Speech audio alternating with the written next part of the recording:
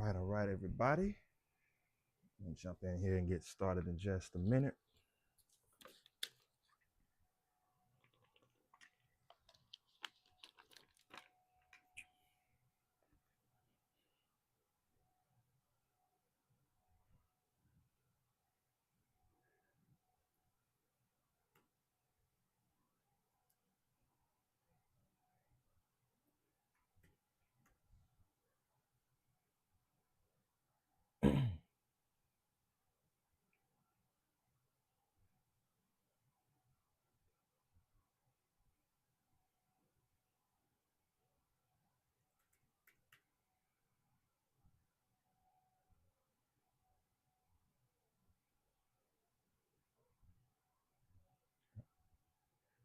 Just looking to do a little full stack coding today. If everyone's doing well.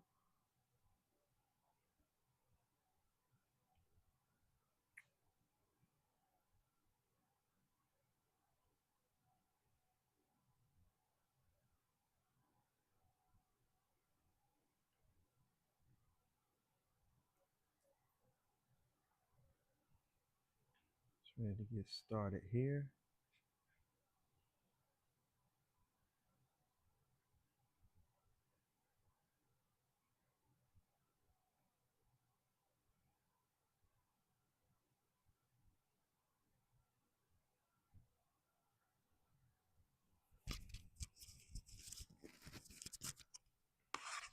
Moments.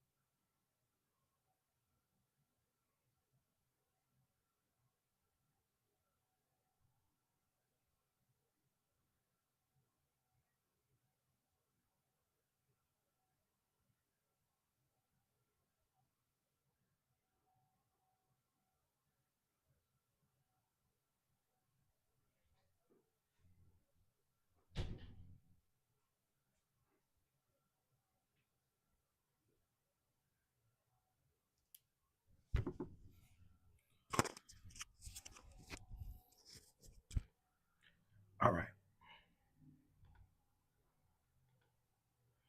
So in the terminal of the project, well, first off, we are building a full stack nextjs app using mongoose and mongodb. Will be a tracker that kind of keeps track of things that we've done daily and how we're feeling about it once we're done with it. If we are comfortable or if we feel as if we aren't very confident in what we just learned, this is going to help us keep track of our confidence as it relates to whatever it is that we're logging for that day. So if we're learning something about Next, how do we feel about that? If we're learning something about JavaScript or Java or whatever it may be, we can log in and keep track of it. So that's basically what we are building out today, and just having a little bit of fun catching up with the project. So I'm just going to create a directory on the desktop to store this, and I'll just name it live tracker.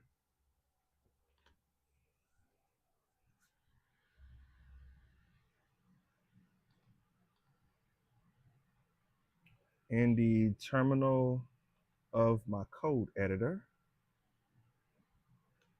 to get started, so I can make this any bigger. What's up out there? Hope everyone's doing well. We'll run the command npx create next app at latest space and dot.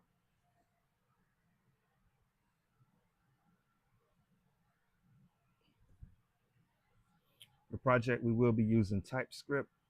We'll say yes to ES to S-lint, yes to Tailwind CSS. We don't need a source directory. Yes to the app router. Yes to the turbo pack. No to the import alias. And we'll give it a few minutes to finish installing.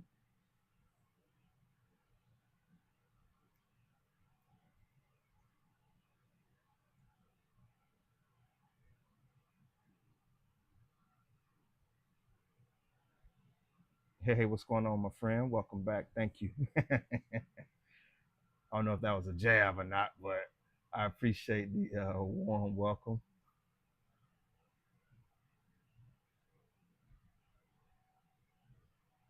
And look, if anybody has any questions, be happy to answer any. Just let me know what you got.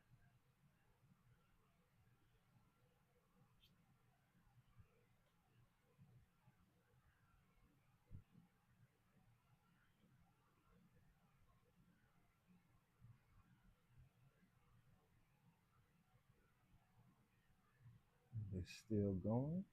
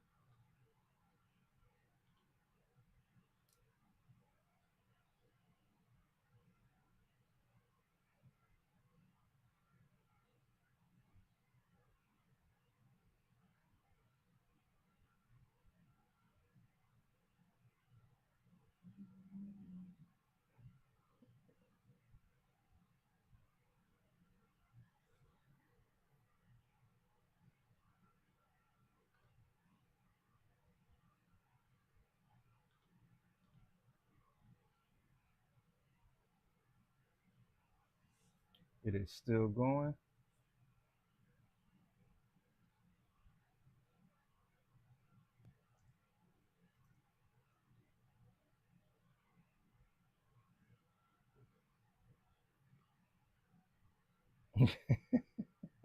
Good. I was hoping you wouldn't take it too big of a shot at me. I appreciate the love and support, though, as always, for sure.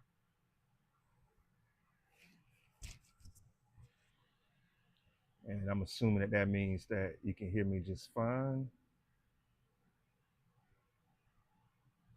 Um,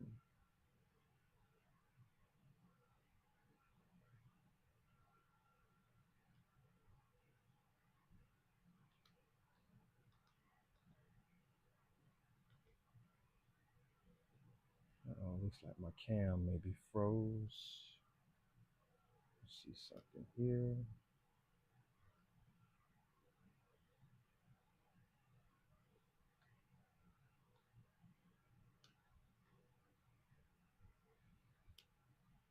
There we go. All right, we should be good now.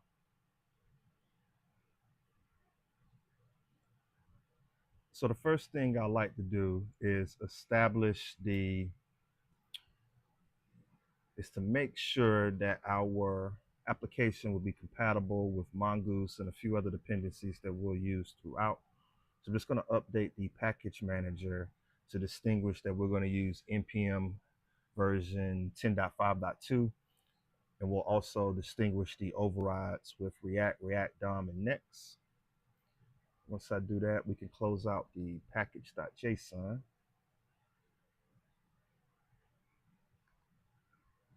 Then we'll want to update the CSS. This is just for personal preference, not necessarily impactful to what we're building. So we'll go to global.css. We'll keep Tailwind, of course, but just remove the default styling. We'll go body, HTML, I think roots.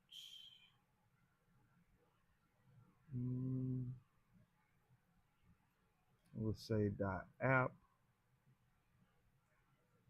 at apply text small, and we'll set the height. Uh-oh, I got something off there.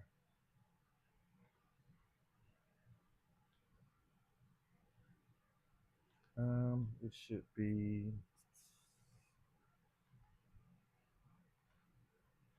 there we go, 100%. with 100%. And we'll set the overflow on the X to be hidden. Perfect.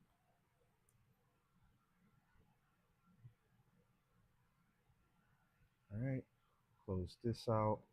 Then we'll head to the page.tsx, which represents the home page or the root of the project.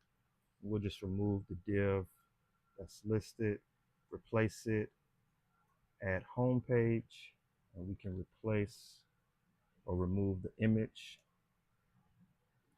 And just to make sure this is working, we'll go back to the terminal. We'll run the command npm run dev to start the server on localhost.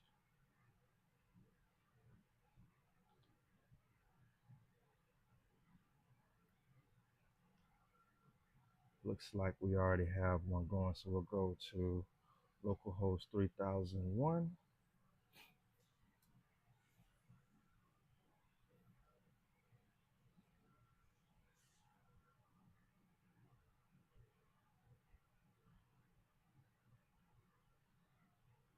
All right, perfect. And as you can see, we have access to our homepage, which is absolutely fantastic.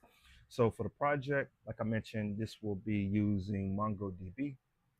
So we'll go ahead and sign in. And if you don't already have a MongoDB account, it's free to sign up. Everything that we'll be doing in the video will be free. So feel free to join and use it at no cost. So we'll just click sign in, and we'll be signing in with Google.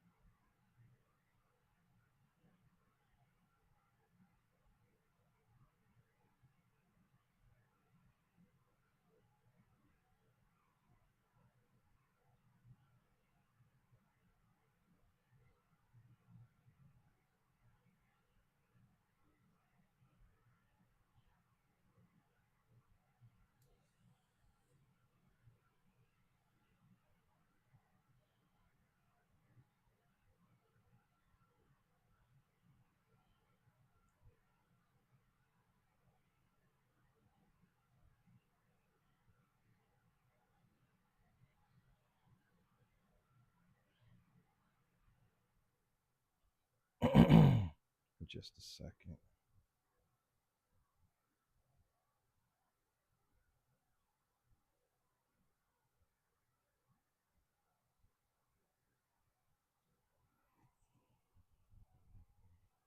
All right.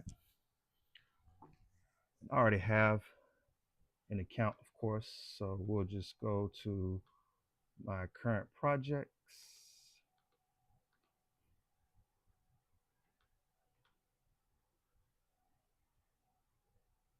We'll create a new project. We'll call this personal tracker.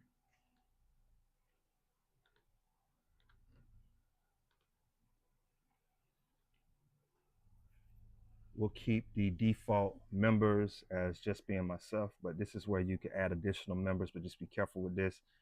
These members will have full access to the project. So we'll click create. Maybe able to shrink that a little bit.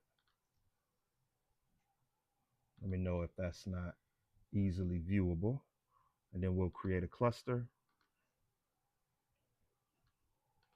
The project, we can use the free tier, but there are other options based upon your project needs. You can change the name of the cluster. I'm just going to keep it as the default. The provider will maintain AWS. By default, it should be selecting the region that's closest to you, but it doesn't hurt to just give it a glance. This does have a slight impact on performance, but nothing detrimental. And then once everything looks good, we'll hit create deployment. And if you wanted to have data loaded without worry about adding your own, you could select the preload sample data set, but we won't need that for today's project. And once that's done, you'll just click create deployment. It'll take a few minutes. You should be redirected to a model that has connect to the cluster. I'll click copy, and once you click copy, it's going to give you the option to create a database user. Once it's created, or in the process of being created, you'll then get the option to choose a connection method. For the project, we're going to be using MongoDB for VS Code. And then we can go ahead and copy this connection string, and we'll click done for right now to close it out. We'll head back to our code editor, and in the root of the project, click on the .getignore file. Let's add .env. This will make sure this file is ignored whenever we send this to GitHub. And then we'll add a file named .env. Uh-oh, sorry about that. Don't do like I did. I think for this, we'll name the environment variable mongo underscore URI. And then we'll just paste in the string that we just copied. This is going to give us the username and password to our cluster.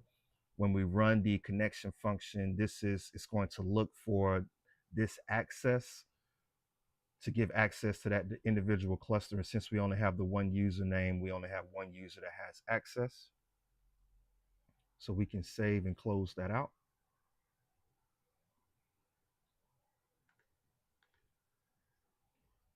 Then we will need a function to establish that connection to MongoDB. So in the root of the project, create a directory named lib, and we'll add a file named db.ts. So within this file, this is where we'll store the connection function that's going to establish the connection to MongoDB using mongoose. You can just copy or paste in the code that I have on screen. This is going to give us or create that connection. Basically what this is saying is that if there's already a connection, we're going to use the connection that's there. If there's not a connection, we're going to establish one. As you can see, we are getting a error that a module is not found. That is because we need to install mongoose. So back in the terminal, for now we can keep it running, it's no problem. We'll just open a second one. Then we'll type in the command npm I mongoose and press enter. Hello everyone out there, what's going on? Hope you're having a fantastic day.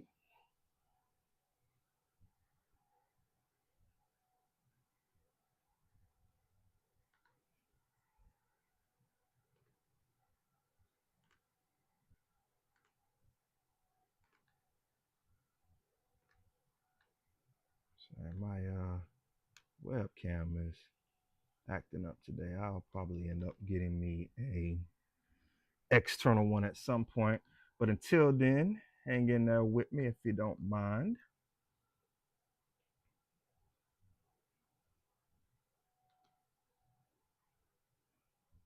All right, now that we have that established, next thing I would like to do is build out the schema or the models for the items that will be organizing within the database. And I'm just going to call this a confidence tracker, or we'll just call it a tracker, personal tracker.ts. So this is where we'll store all of the items that we want to have within our database, have them organized. So we're going to need access to a few things. First, we'll start by importing mongoose. And from mongoose, I want access to schema, document, models, model, types. And all of these should be coming from mongoose. Then we'll need to establish the interface for our schema. We're using TypeScript, so we'll say export interface CONI tracker log, and we're going to extend the document. We'll have a ID, which will be a types of object ID. I want to capture if it is something that we learned, it's going to be a string. If we struggled with it, it will be a string. If we're proud or happy with what we accomplished, we're going to store that as a string.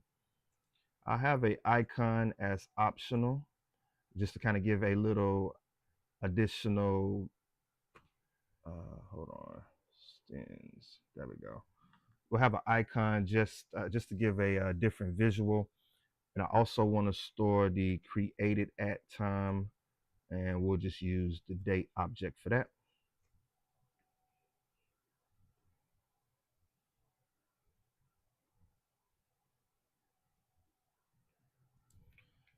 Now we'll need to set up the actual schema itself. So we'll say const tracker schema. It's going to be equal to new schema. This is a method from Mongoose, and we're going to pass in the tracker. Wait a minute. Tracker, excuse me. Tracker log. And inside of this, we don't need to capture the ID that's going to be provided by Mongoose or MongoDB, but we do want to capture the type. It's going to be a string, and we'll say required true. And if we struggled,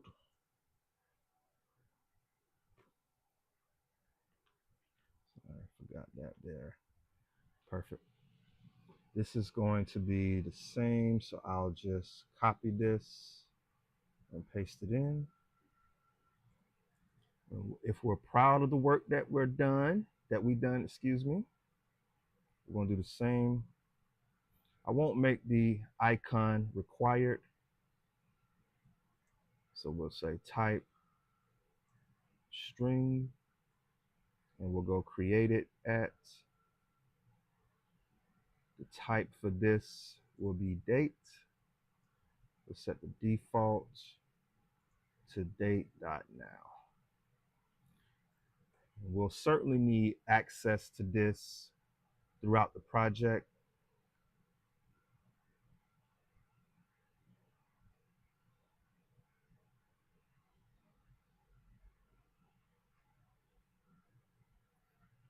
So we'll go export const tracker schema, or tracker log, I should say.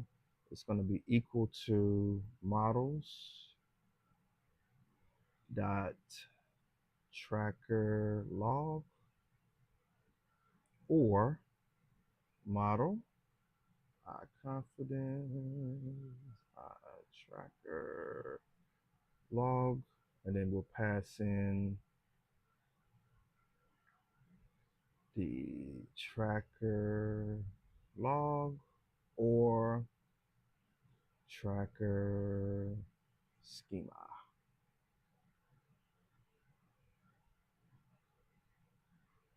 Oh, yep, tracker schema.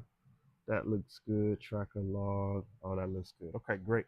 If it doesn't work, it'll certainly yell at us, and we will make adjustments accordingly. But this looks good.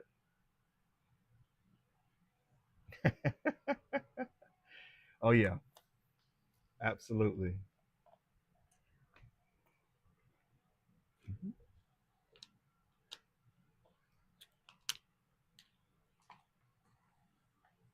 So we have our model created to organize our data. We have the function that's going to run to establish to listen for a connection and establish one if one doesn't exist. And we also have the database URL connection string stored with our username and password that gives us access to our individual cluster. So next up, we're ready to spin up the application and confirm that this is working. So I'll go back to the terminal, and we're not getting any error messages. I'm just going to restart the server.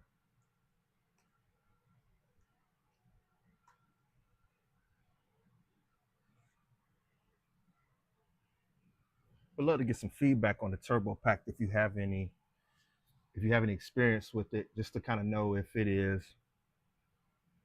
actually speeding up your performance. I haven't tested it out yet. If you ran any tests to understand its performance to see if it is a benefit. I'm sure it is, but just looking for some feedback from those that might have used it. Would love to hear from you.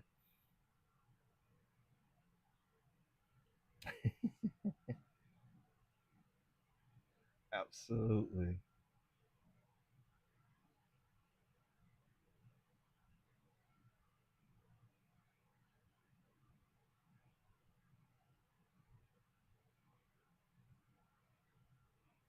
All right, looks like our local host is ready. So we will go in and check it out.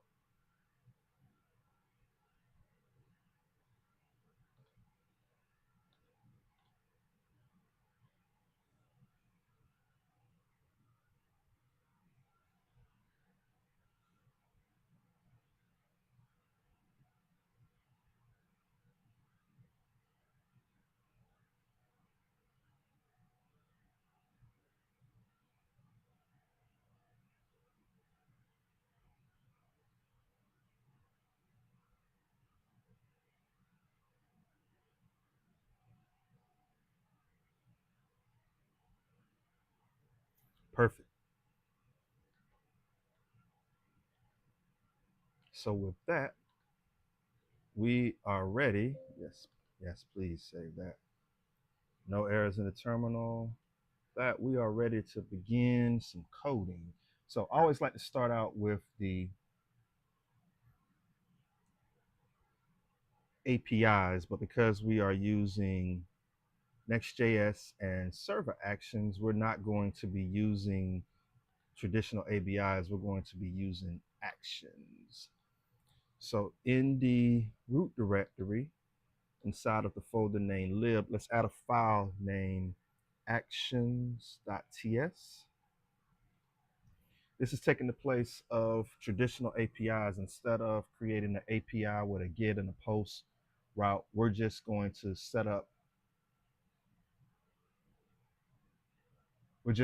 establish server actions so that we have the ability to interact with our database.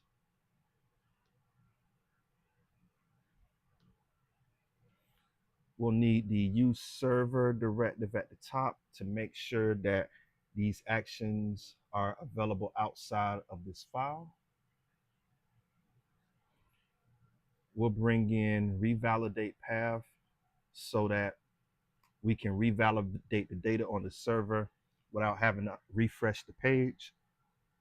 I do want to bring in the tracker log schema, and that's coming from /personal tracker. That is going to help us organize and gain access to the data within the database. And then we'll certainly need to bring in the connection to MongoDB. That function that we created earlier is stored in a variable name or function name connect to DB, and we'll need to call it within the actions. So the first action I want to establish is the ability to create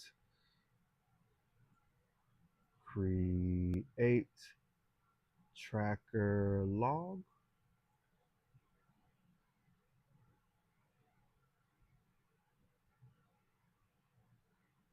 And we'll set this equal to async.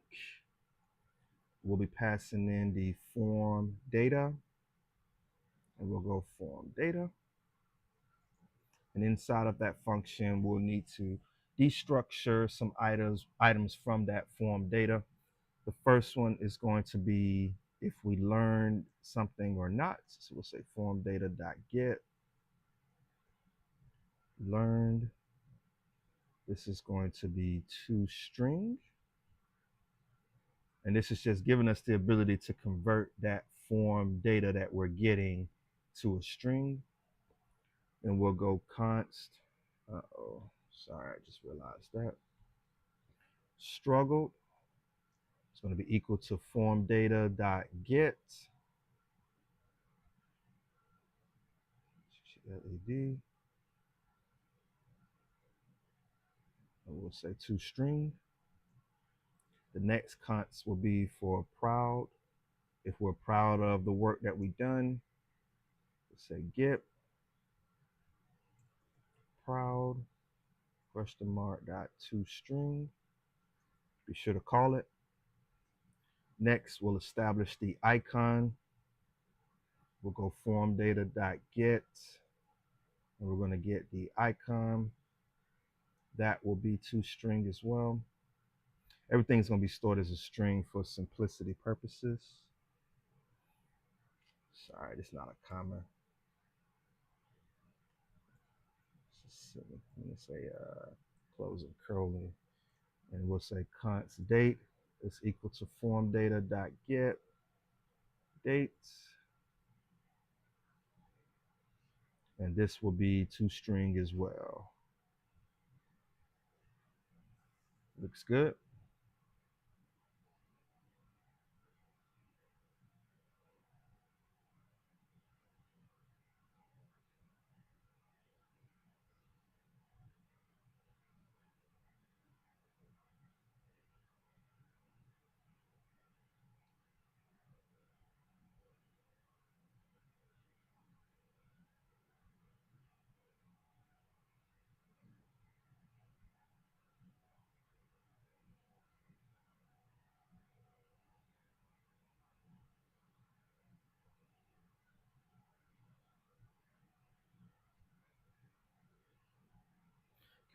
Now we'll need to create the actual.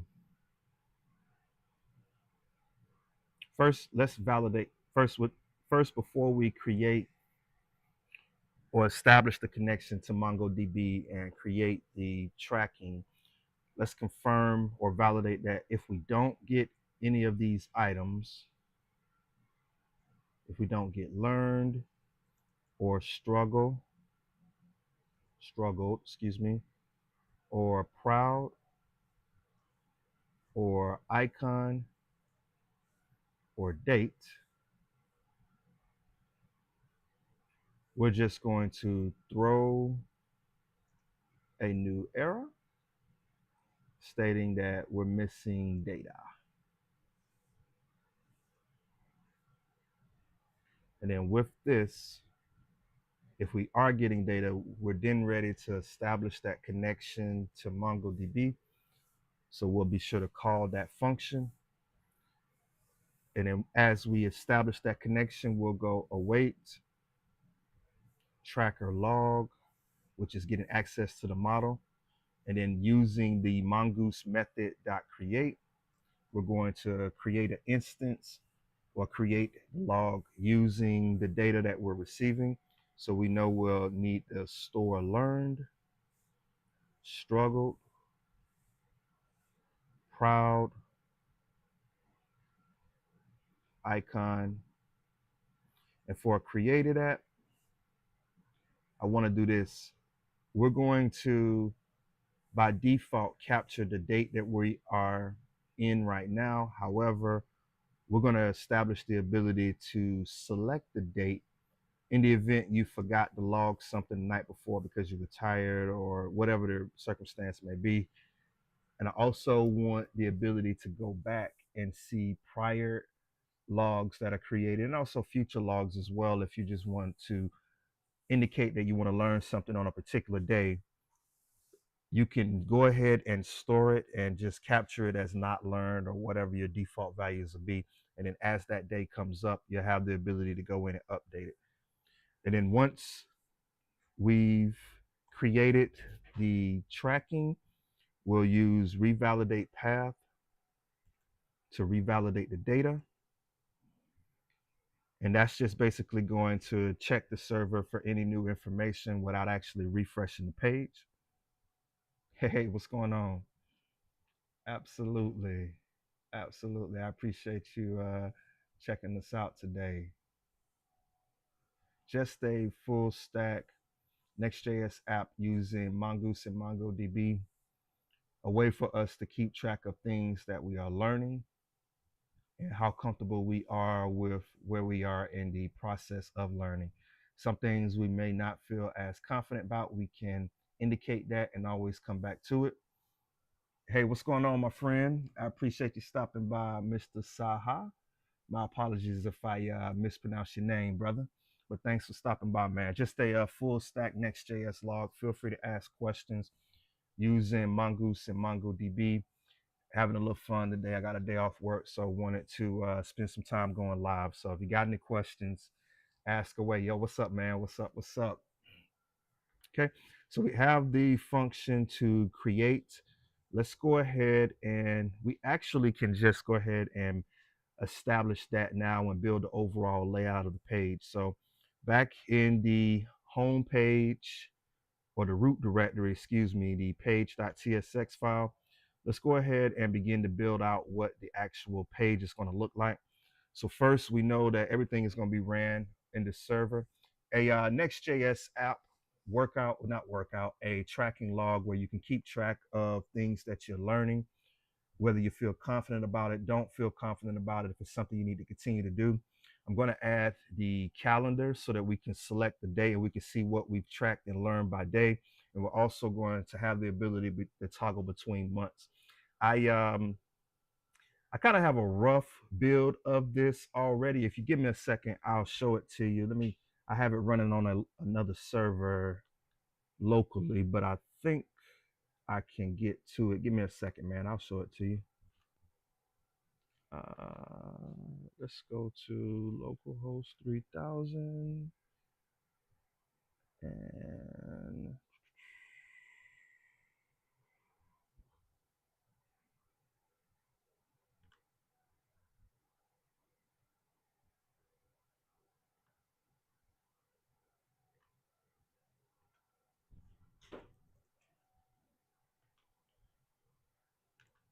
give me 1 second.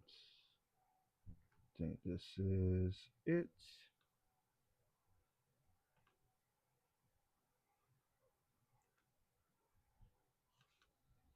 So here's a quick view of what we are building today.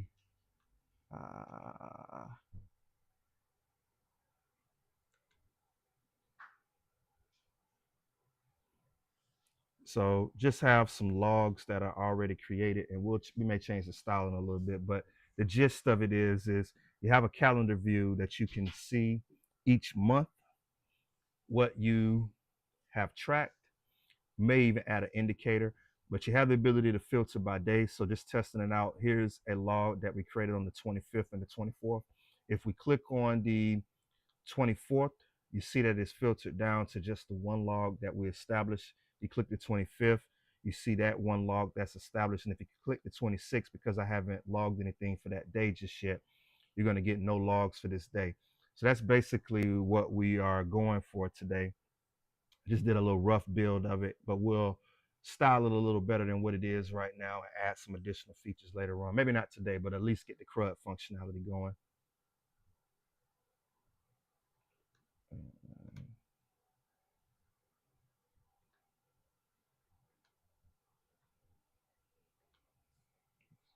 That's froze up on me again.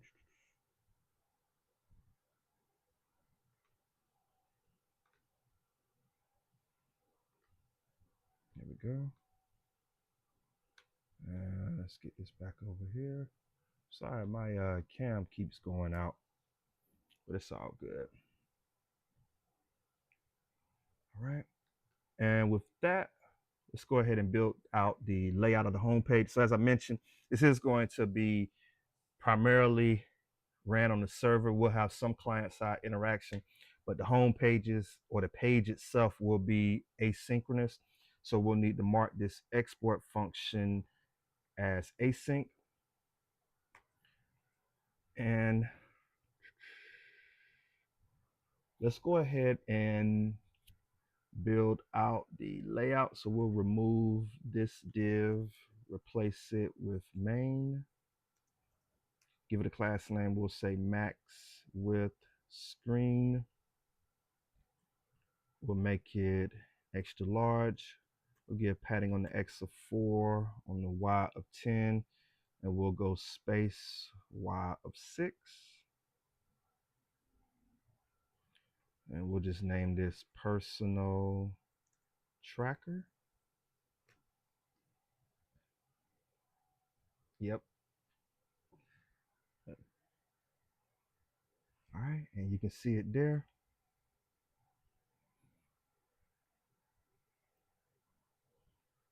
Then we will add a class and give it a text of 2XL. Make the font bold, just as the title. So I want to make sure that the initial function is working. That will give us the ability to create a tracking. So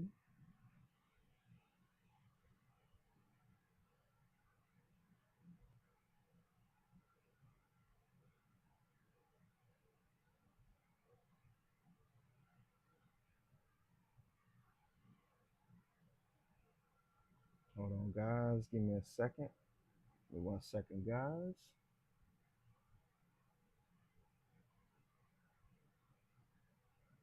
Just making sure everything is working properly.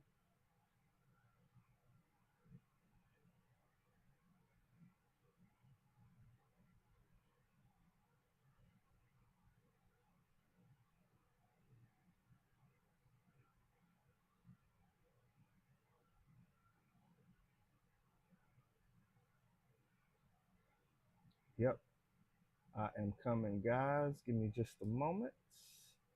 All right. So first thing I want to do is add the ability to build a new tracking for our tracker log. Yo, what's going on? So inside of the app directory, I'm gonna add a folder named components, and we'll make it underscore so it doesn't get confused to be a route. And we'll add a file named new tracker.tsx. This will be a client, what will have client side activity. So we'll use the REFC snippet to create a new track key or create the export function. And we'll just call this new tracker. And let's import it in our main root page. So we'll go import new tracker, and that should be coming from /_ components that we just added. And then right under the personal tracker H1, we'll just bring in the new tracker.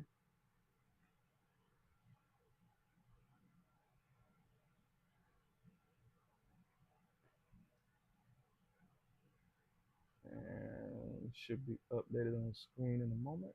Yeah, just a full stack Next.js app where we're going to be able to track the things that we've learned by day. Going to use some filtering with date.js. So we have a calendar view and can toggle between months and days to see what we've built on those days and or not built, what we've tracked, our mood, how comfortable we are with what we learned, and we can always follow up or enhance those items as need be. That's basically it.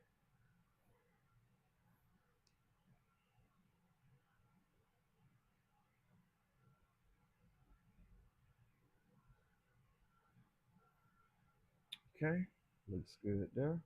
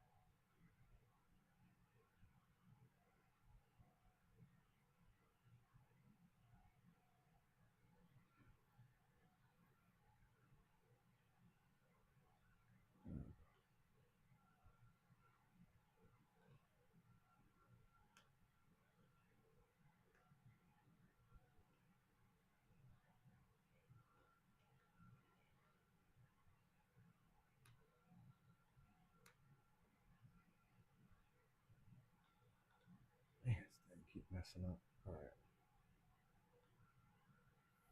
All right. So inside of the new tracker,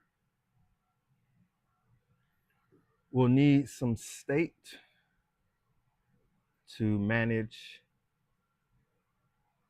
the state of our selections and update it. And I'm also going to use a couple or one additional npm package. It's going to be the date picker. So we'll type in npm react date picker. And I think that's react dash date picker.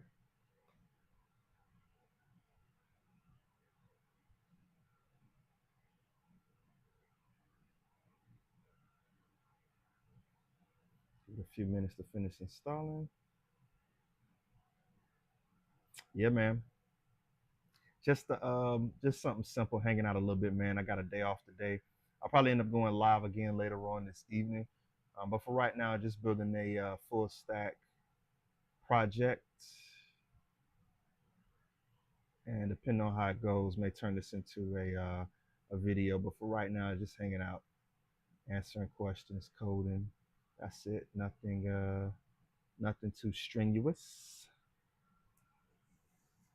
What's going on, my man? How you doing, Robert? Always good to see you, my brother. Appreciate it. All right, that looks good. Can clear that.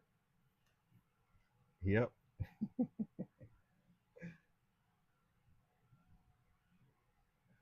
I agree.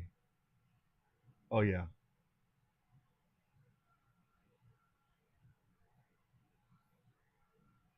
All right. So we'll need to bring in import. I think this is React dash dates picker. No. Yeah, it is. And that's coming from slash ist react date picker dot css. That's just for styling. And then of course we'll need to import the date picker component itself. I would like some icons, so I think we'll use React icons for it.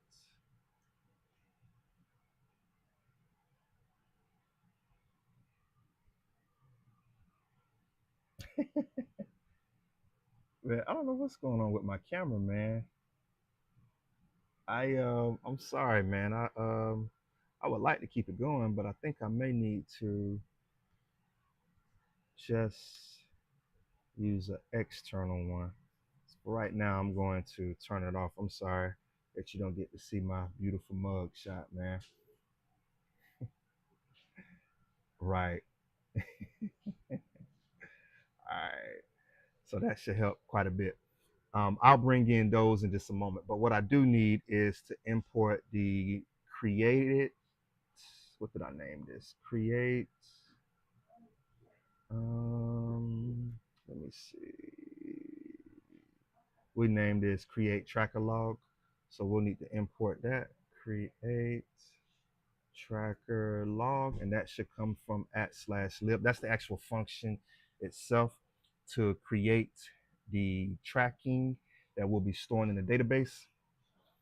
So we need a few icons from React icons. Now that it's finished installing, let's get a from React icon/fi.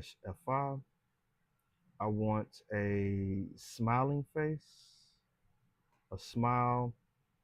I want a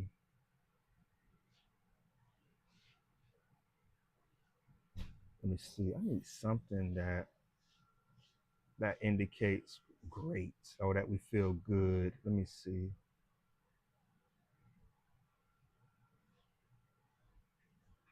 We'll go with um, we'll go with a $sign, meaning that we're in the money here. We're good. And then if we're curious about something, we'll go um, something with a question. With a question. Could use a umbrella or maybe a triangle if I don't see anything. You know what? Thumbs down, and then we'll go F5, thumbs up. There we go. So the smile will be we feel great about it. Thumbs up will be good. Thumbs down will be not so good.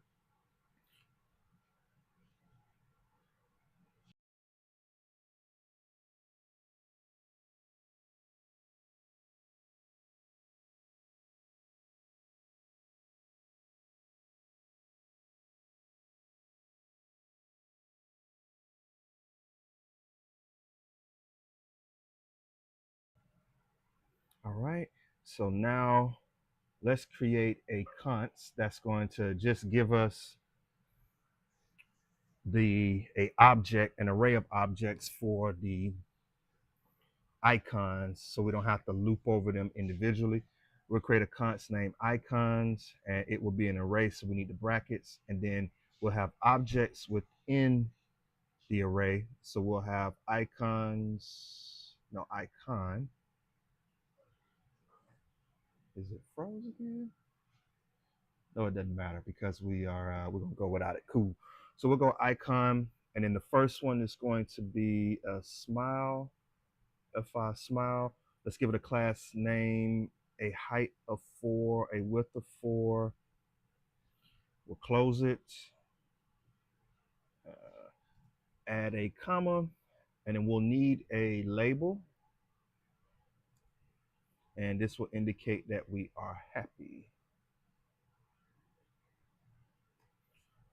We'll add another one. I'll just copy this so we don't have to type it over and over.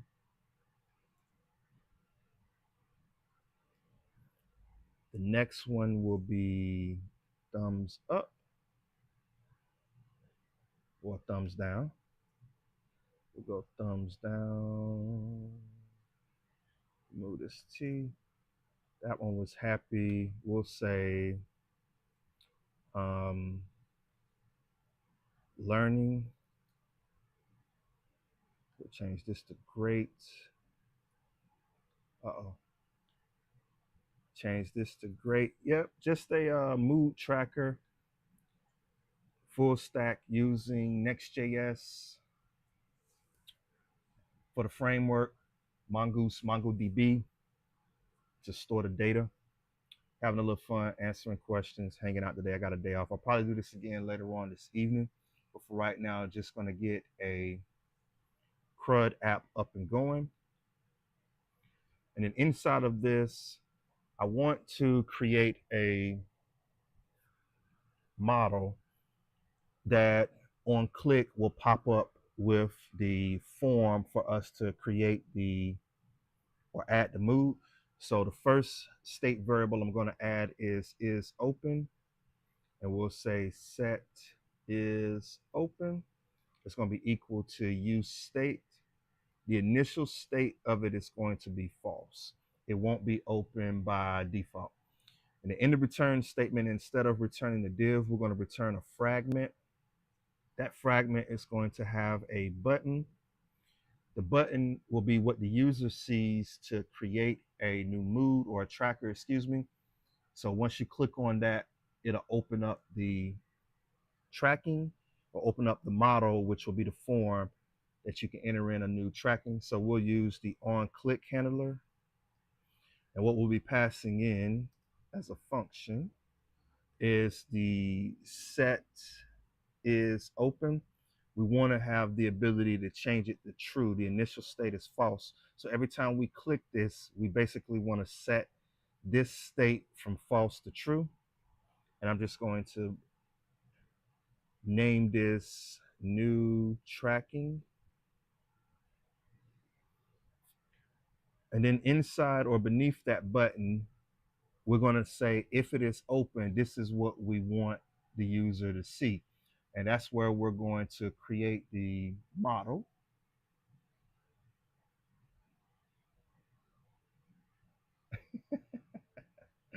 So for right now, we'll just say curly braces because we're going to be passing in some JavaScript. If it is open, we'll do the double and. We want to pass something to the user. We'll just say is open. We'll get this a class name of fix. Inset will be 0. We'll set the Z index to 50 so it is pronounced on the screen. We'll set the background color to black. 40, which is a shade. We can always change that if need be. We'll go flex. We'll like the item centered on the x-axis. We want the content centered in the screen, so we'll say justify center. We'll give it a little padding of 4. And I think for right now, that should be enough. Let's just see what it looks like once we click on the model or click on the button that represents the model, excuse me. I'll refresh this. And as you can see, we now have a dark background with is open, indicating that this model is open at the moment. So the next thing we'll need to do is establish a way to close this model if it is open.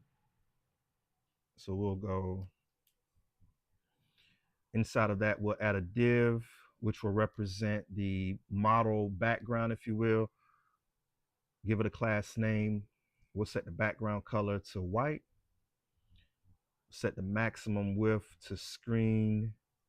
For this, we'll make it medium. We want the width of it to be full. We'll add some padding on the X and Y of 6. The borders to be rounded, and we'll give it a little shadow. Hey, what's going on?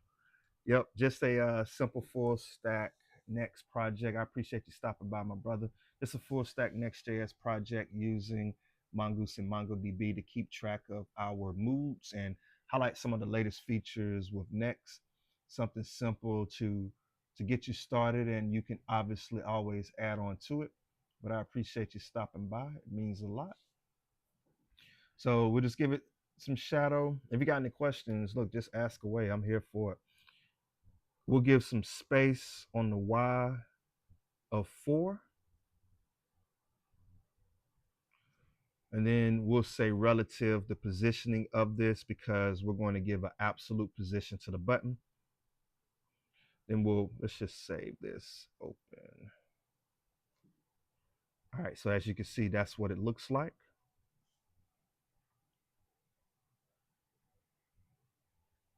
Yep. Now, to have the ability to close it out, we'll just add a button. And you can see it. There goes the X on screen. We'll need to add a on click the same way we added this, and we actually could have just copied it. And we're going to change the set open from true to false.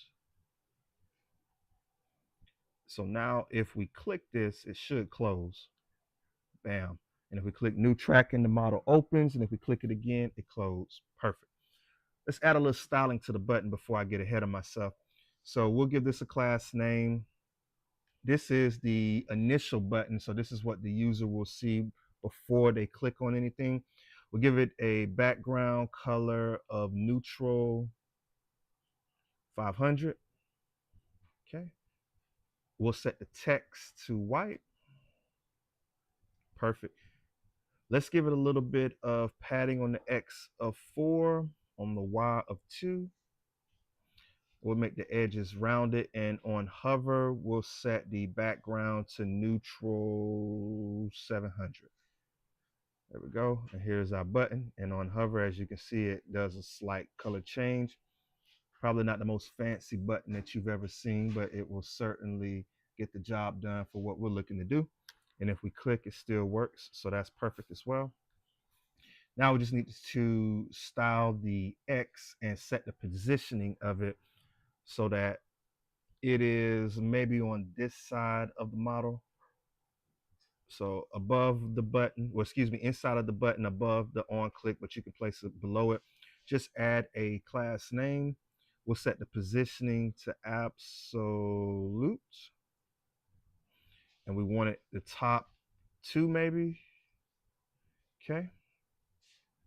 And we'll move it to the right. Perfect. We'll set the text color of this to neutral 400. And on hover, we'll make the text, or actually, I think hover is the colon. Text orange 700.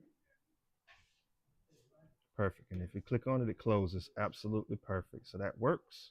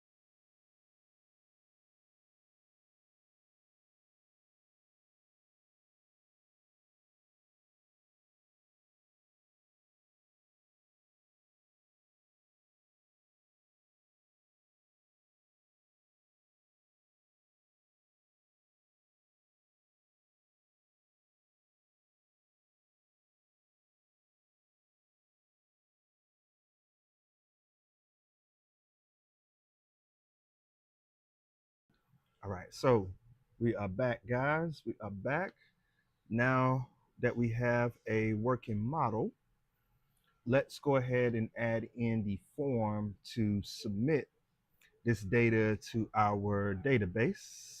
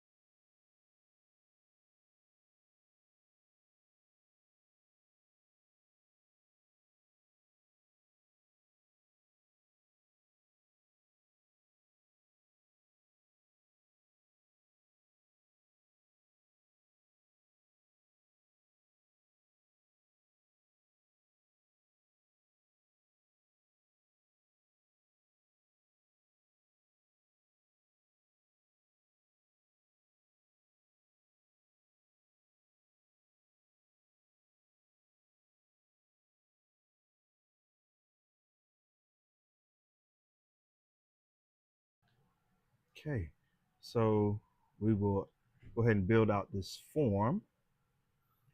So underneath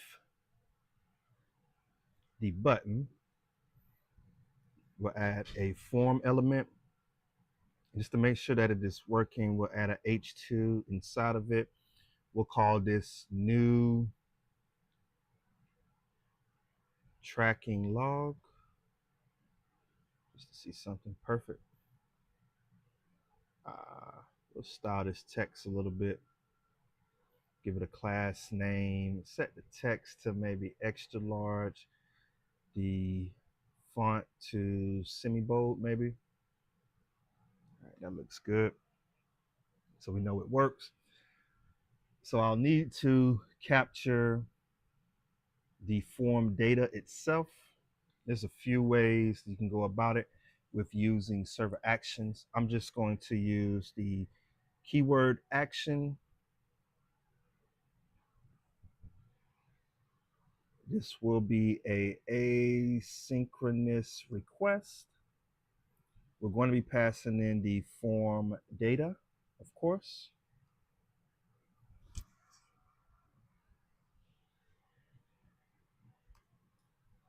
And then inside of this, we're going to get the form data, the date,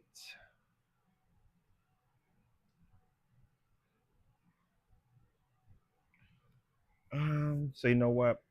I think I'll need to create the state variables for this first. Basically what we're doing is we're going to have make this a little interactive. We're going to have the ability to select the dates and select a icon that represents our feelings. So before we update the form, I'll need to create two state variables to capture this information. The first one is going to be selected date. And we'll say set selected date.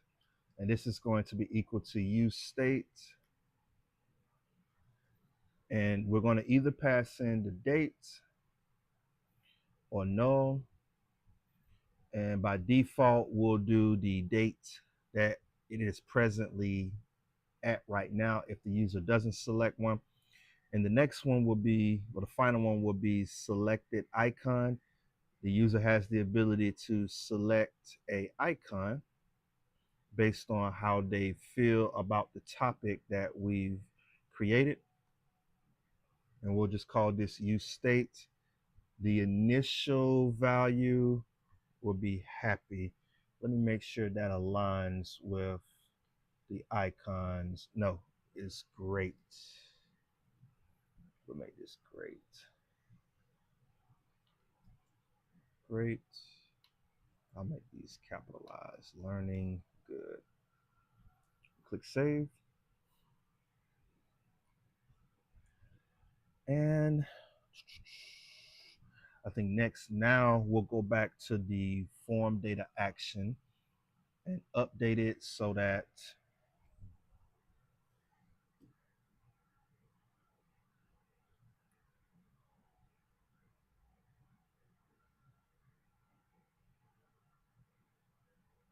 we are capturing it from the server. My apologies.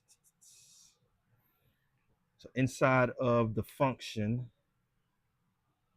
we'll need to get access to the form data dot append. We'll make that date and we'll say selected date will be converted to a string, or it will be empty. Let me make sure I have that right. Date, comma, selected date. Okay, that looks good.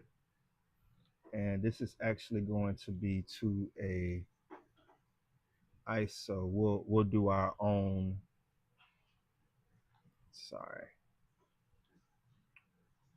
manipulation of it on the back end. All right, and if that looks good, should add that. And we'll go form data dot append. This one will be for the icon. And we'll say selected icon, because that's ultimately what we want to update, the selected date and icon. We'll convert the date to a string, or it will be empty. And remember, it'll default to date.now, or the date that's being passed in now. And then for the icon, we'll need to select one of the three icons that we have on screen from it. So that's pretty straightforward as well.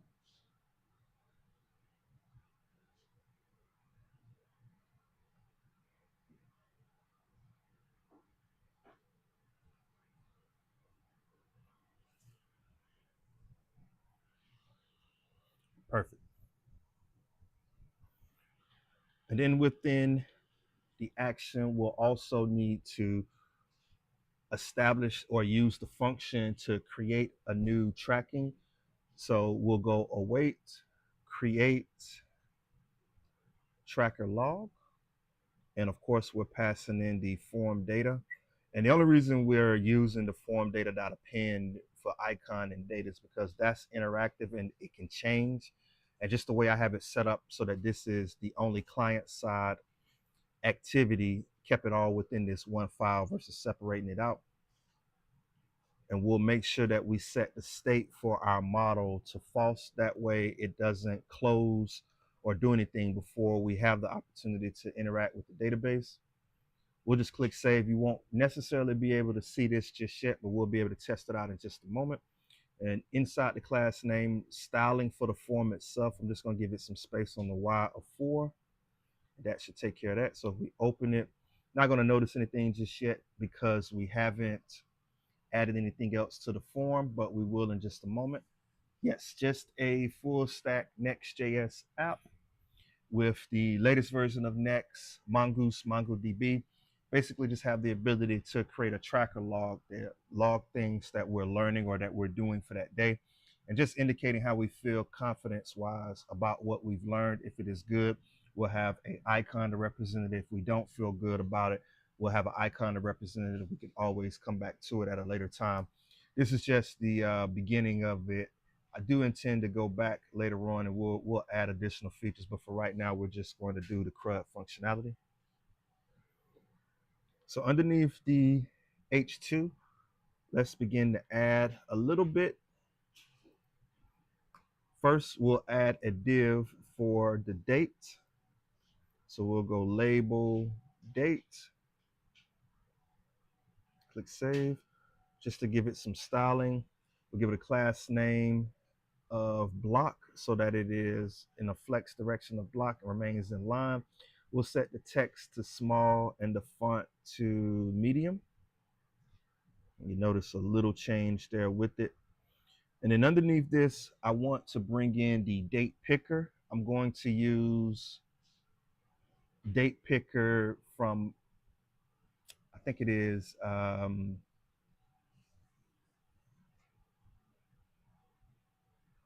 the date picker from React that we created earlier. So let's go ahead and bring in date picker. And this has the ability to pass in some options. So the first one, I'll close it so we don't get yelled at while we have it. The first one is going to be selected.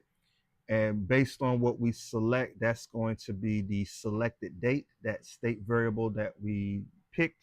And then on change, we're going to need an on change handler so that every time something changes, we're updating the date. And that's going to be captured in the set selected date state variable that we created. And then what we're passing into it is the actual data. I think I put this, excuse me, the actual date. Okay. And then last but not least, we'll add some styling and just give it a class name, a width of full. We'll go border neutral 200. Give some padding on the X of 2, on the Y of 1. And we'll go rounded with a margin top of 1. Click save. So now we see the actual date listed there on screen. And we have the ability to select a different date. I'm gonna set that outline outline to neutral. Let's make that neutral 300. There we go. I like that a little better. So now we have the ability to select the date, and we can thank Date Picker from React for that.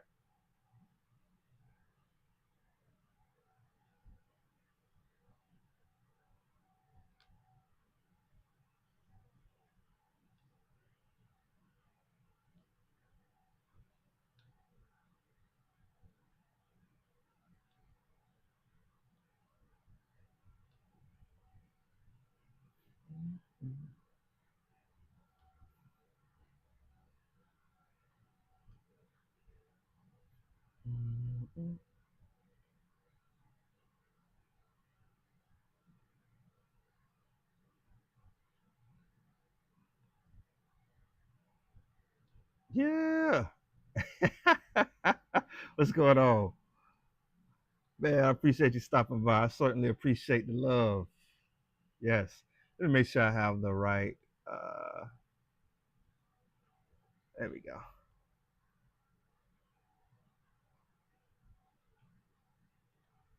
I'm just gonna refresh this. Yep. No, I appreciate you stopping by. Thanks, Brian. I appreciate it, my brother. I appreciate it. I am just the Next.js full stack app. Nothing crazy, having a little bit of fun. Got a day off, so want to take advantage of it. All right, so we have the ability to select the day. The next thing underneath that div will be another div. And for this one, we're going to give it a label, and we'll call it mood or confidence. We'll call it confidence. Click save, and let's just bring something on screen so we can see it. There we see it listed there. We'll keep the styling consistent for this one. So I'll just steal this, add it into the label. There we go. That looks pretty good. And then here's where the array of objects come in handy for the icons. Instead of having to select the icon individually, we're going to just map over them and display them like that. So we'll add a div. We'll give this a class name of flex and a gap of 2. Oh, it'll help if I flex gap of 2. And then we'll go icons.map. And we're going to pass in the icon and label. And we'll do a little arrow function. Then inside of each, we want to display something on screen. What we want to display is a button that's going to wrap the icon. And you can see those listed there. And of course, it's upset because we need to include a key. So let's do that now. We'll go key. I think for this one, we can make the key the label, and then it should be just fine. Label. Perfect. So now you see those icons on screen that represent our confidence. The smiley face indicating great, the thumbs down indicating not so great, and the thumbs up meaning good. So I'll just flip these so that it presents a little better. Going from great to worst.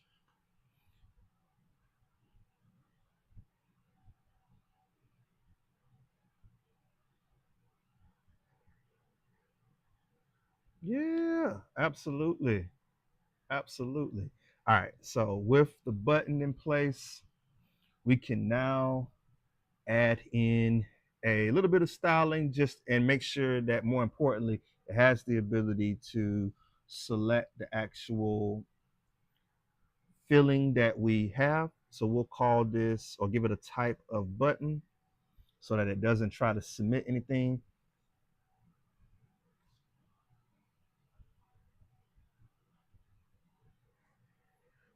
Give it a class name for styling. We're going to use template literals for this one.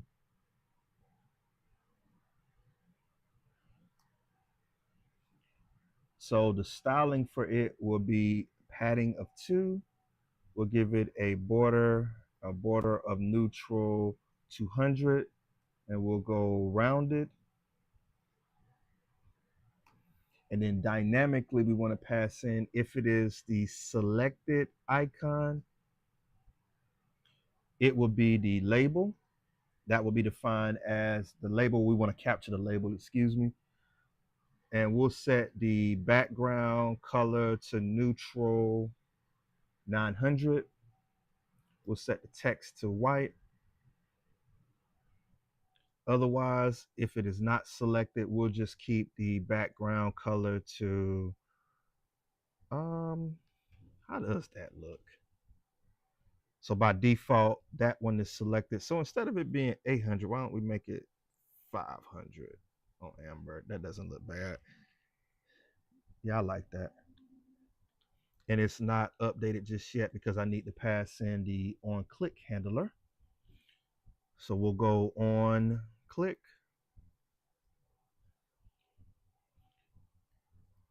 This is going to update the selected icon. Perfect.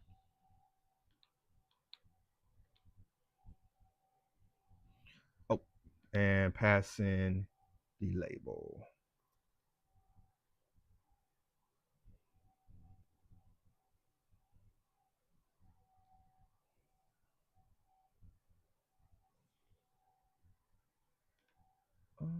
Let me see.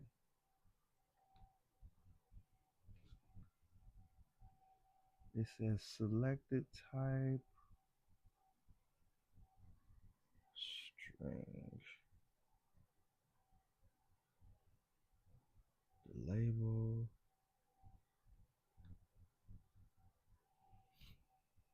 That should be, wait a minute. That should be, yeah, this should be set. Sorry. Set selected date. There. Now save it. There we go. So now as we select the mood, it changes. And that's perfect. That's what we want. So it should be capturing that. And but we'll be able to confirm that in just a moment. So the next ones are a little more straightforward. First one will be a text area, and this will be outside of the div that holds the icons. So outside of that, we'll add a text area. Do we need a text area? Uh, yeah, we'll do a text area because the text area gives us a little more space to add things that we learn.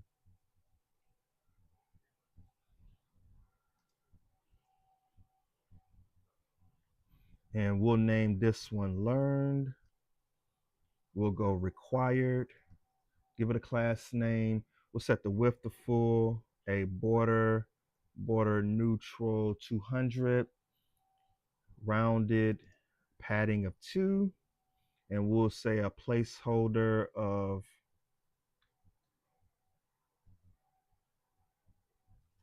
oh no, sorry, placeholder. What did you learn today? Perfect. And helps if you made that. And we'll go margin top of 4. All right. Do I need to come out one more div? You know what? Let me come out one more div because that it should have already been space on the Y. So I shouldn't have had to add any margin top there. Let me change that. There we go. And now if we remove the margin top, boom. All right, that looks a lot better. Would say perfect, but not quite perfect. Yep, just what's going on, everybody? Just a full stack next app. using the latest version of Next, Mongoose to interact with the database, and MongoDB to store our data. Yep. Yeah, I just got a day off, so just having a little fun coding, nothing serious. I appreciate everybody stopping by. Yep. You don't mind, let me know where you're checking in from, and if you got any questions, I'll be happy to answer anything. This isn't anything too pressing that I have to focus on or anything like that. So would love to answer any questions and see what's going on in your world today, if you don't mind sharing. So we're going to create two more of these. The first one is going to represent if we are proud. And I think the last one is going to represent the last item that we're storing. I think it is proud. And let me see. I don't have to think. I can just look. Proud, struggled, learn. Let me copy struggled. These names should match the names of the items that we're storing within this form. And we'll just capture form. Proud, excuse me. Update this, change it to proud. What did you struggle with? What are you most proud of? Click save. All right, absolutely perfect. Perfect. Okay, and then last but not least, we need a button in order to save this information. Yeah. I appreciate it. Absolutely. We'll make this have a type of submit.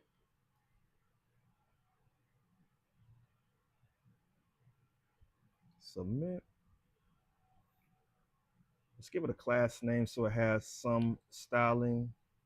We'll give it a background of neutral. Actually, yeah, let's go amber 400. Let's save entry so we can see something on screen. There we go. We'll give it some padding on the X of 4, on the Y of 2. We'll go rounded. On hover, we want it amber. Let's make it 600. We'll set the width to 4.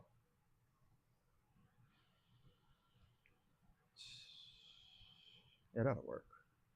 Okay, so if we didn't make any mistakes and everything is entered correctly, we should be able to store this inside of the database.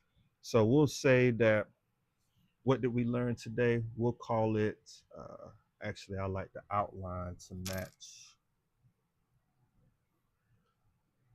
this one for consistency. So I'm just going to add outline to each one of the text areas. Click save. What did we learn today? We'll say JavaScript. What did we struggle with? Callback functions. What are we most proud of? Learning array methods. Click save entry. And we got an error message because it is missing learned, but I think I have it Learned, learned, proud. Oh, let me see something. No icon. Learned, proud, icon. Let me make sure. Yep, that looks good.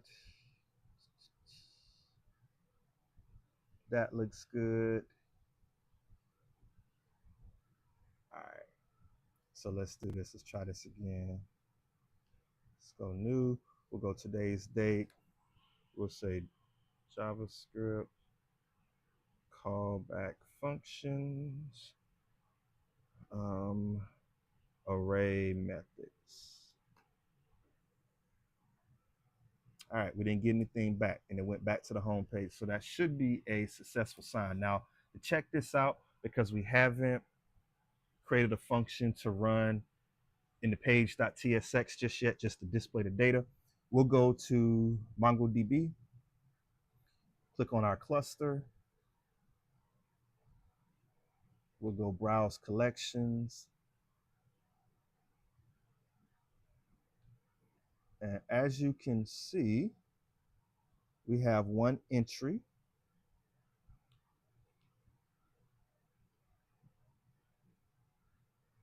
No, we don't want to create a collection.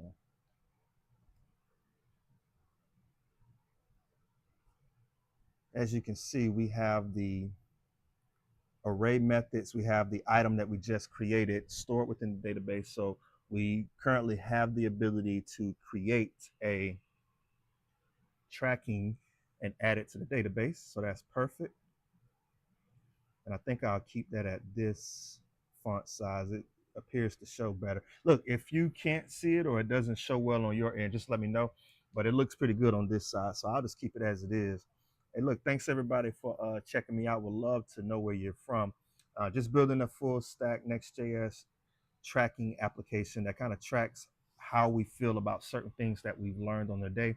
We've added the server action ability to create a tracking, and it is storing within the database. Next up, we're going to focus on displaying that data from the database. I'm going to create a calendar view for it just to show you what it looks like.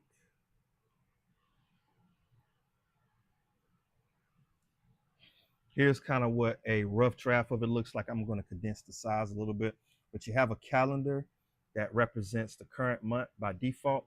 And then from there, you have the ability to see all of the logs that you created. If you want to filter it down, if you click on just the day, you'll notice that it is just filtered for things that we've learned on or entered on July 24th. And if we click on July 25th, we see those items listed here. I think I'll need to add something that says that gives us the ability to get all of the logs, since I don't have a way to go back just yet.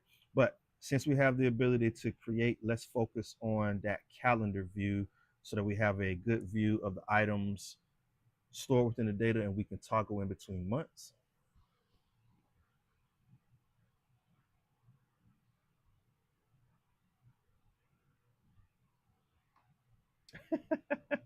Right. Yeah, just trying to yeah, man, just trying to have a little fun with it. That's all. That's all. Nothing crazy. Yeah, we have the ability to create. Now we'll just need to focus on displaying that calendar view. Uh-huh. Right. We're gonna do that next. It was working, man.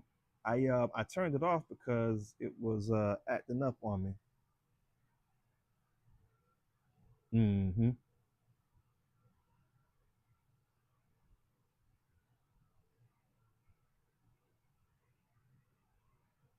Nah, I don't think so. I'm just going to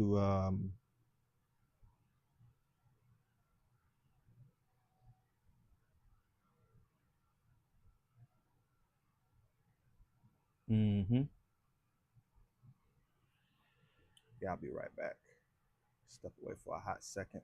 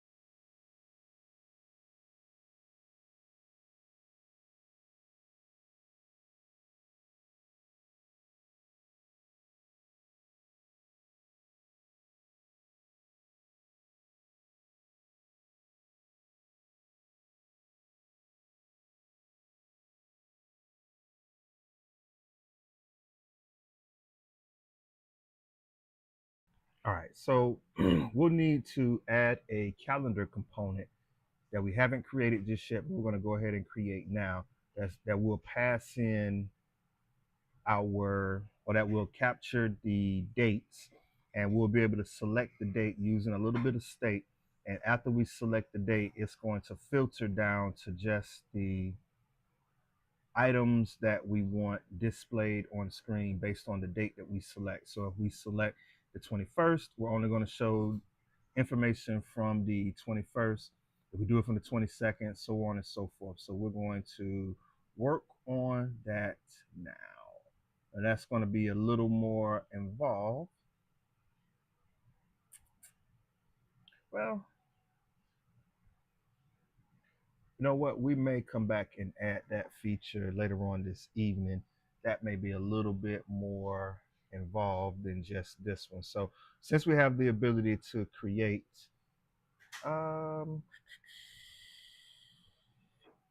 yeah, we can go ahead and do that now. So let's, inside of the root directory, we'll add a file named tracking logs.tsx.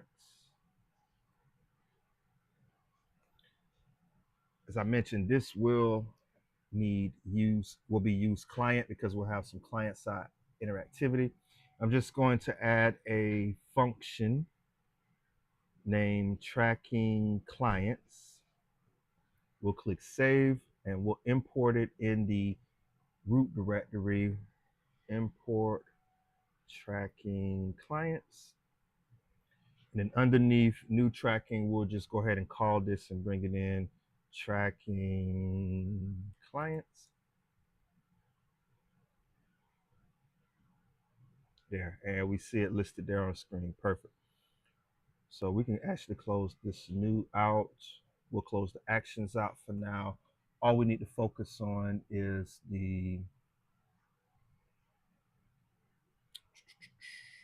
this information. Yep. I appreciate it. Appreciate it.